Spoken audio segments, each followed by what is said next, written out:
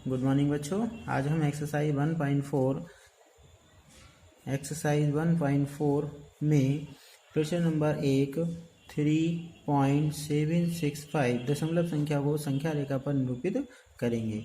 तो देखिए हमें इसे संख्या रेखा पर कैसे निरूपित करना है। ये एक्सरसाइज 1.4 9th क्लास मैथ्स का पहला प्रश्न है।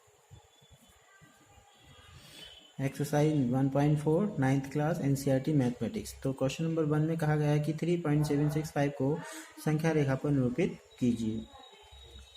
तो हम जानते हैं संख्या रेखा पर जो नंबर होते हैं आपके, वो आपके इस तरीके से होते हैं 1 2 3 4 5 6 ऐसे।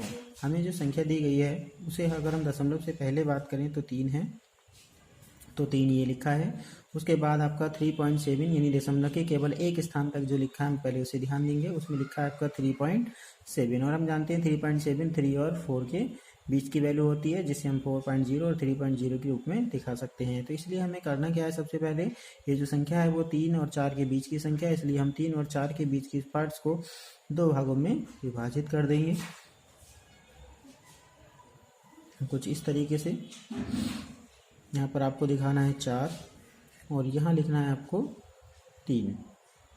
इसके बाद इसके बीच में लिखे गए भागों को हम 10 भागों में डिवाइड कर देंगे, जिसमें हम 3.0 से शुरू करेंगे 4.0 तक।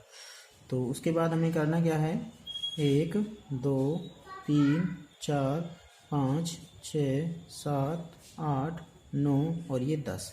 इसका मतलब ये हमारे लिए 3.1 है, ये 3.2 3.3 3.4 3.5 3.6 3.7 3.8 और 3.9 और ये आपका 4.0। तो अब हमें नंबर देखना है कि 3.7 के बाद क्या है, 3.7 के बाद 6 है। इसका मतलब अब हमें 3.76 जो है वो 3.70 और 3.80 के बीच की संख्या है। तो इसका मतलब अब हम 3.7 और 3.8 को फिर से 10 भागों में डिवाइड करेंगे कुछ इस तरीके से, जिसमें इधर लिखना है आपको 3.70 और इधर लिखना है आपको 3.80, यानी दशमलव का एक स्थान हम और बढ़ा देंगे और फिर से एक संख्या रेखा बनाएंगे, जिसमें आपको 3.7 से 3.80 तक कुछ इस तरीके से प्रदर्शित करना है संख्या रेखा पर।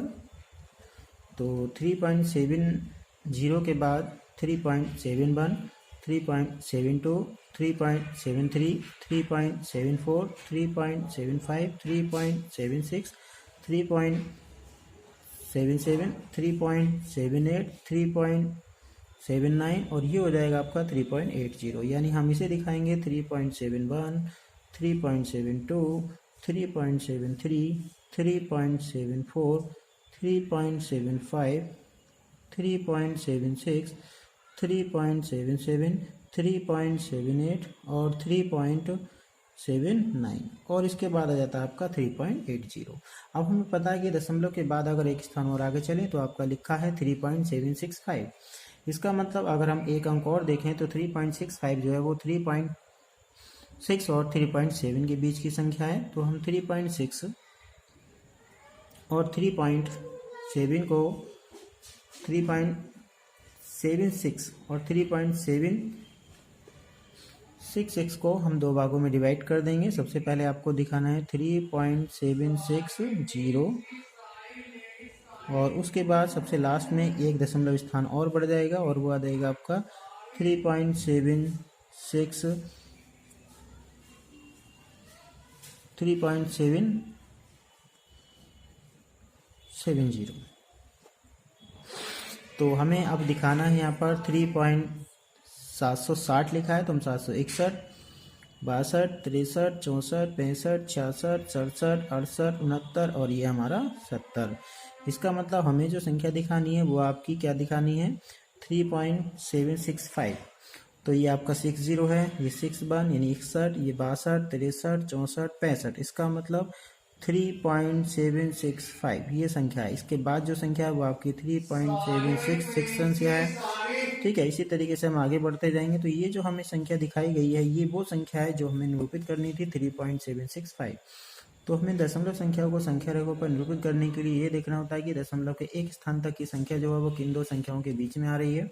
इस तरीके से हम बीच के पास संख्याओं अंकों को 10 बराबर भागों में विभाजित करते चले जाते हैं और एक एक दशमलव अंक हम दाईं ओर बढ़ते चले जाते हैं। इसका सॉल्यूशन भी मैं आपको पिक्चर के माध्यम से भेज रहा हूँ, आप अपनी कॉपी में इसको नोट कर लें।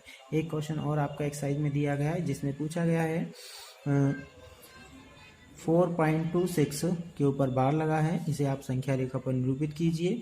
तो क्वेश्चन नंबर 2 जिसमें 4.26 को संख्या रेखा पर निरूपित करना है, 26 के ऊपर बार लगा है, इसका मतलब 4.26 के बाद 26 रिपीट होगा, जिसे हम केवल 2 बार रिपीट करेंगे। तो सबसे पहले आप देख सकते हैं कि हमें 4.2 को निरूपित करना होगा, जिसके लिए आपको 4 और 5 के बीच की संख्या को दिखाकर उसे 10 भागों में डिवाइड करना है, कुछ इस तरीके से। जैसे कि 4.26, तो सबसे पहले हमें 4.2 को दिखाना होगा, जिसके लिए आप संख्या रेखा पर 1 2 3 4 5 यानी ये संख्या जो है 4 और 5 के बीच की संख्या है, तो इसलिए हम 4 और 5 को 10 बराबर भागों में डिवाइड कर देंगे। इधर लिखेंगे 5, इधर लिखेंगे 4 और दशमलव के एक स्थान तक इसे निरूपित करेंगे। फिर हम इसके बाद लिखेंगे 4.1, 4.2, 4.3, 4.4, 4.5, 4.6, 7, 8, 9 और 10 का मतलब 5.0। तो हमें दिखाना है 4.2, तो 4.2 आपका ये रहा। लेकिन उसके बाद देखें तो 4.6, अब हम 4.2 और 4.3 को 10 बराबर भागों में फिर से विभाजित करेंगे, जिसमें आपको 4.26 को दिखाना है। उसके बाद फिर हम इसी तरीके से आगे बढ़ते जाएंगे दशमलव के स्थान तक, और इस क्वेश्चन को आप स्वयं पूरा करेंगे। और इसके अगर आप पूरा नहीं कर पाते हैं तो इसके लिए मैं आपका इसका सॉल्यूशन भेज रहा हूँ, उसे आप अपनी कॉपी पे जरूर कर लें।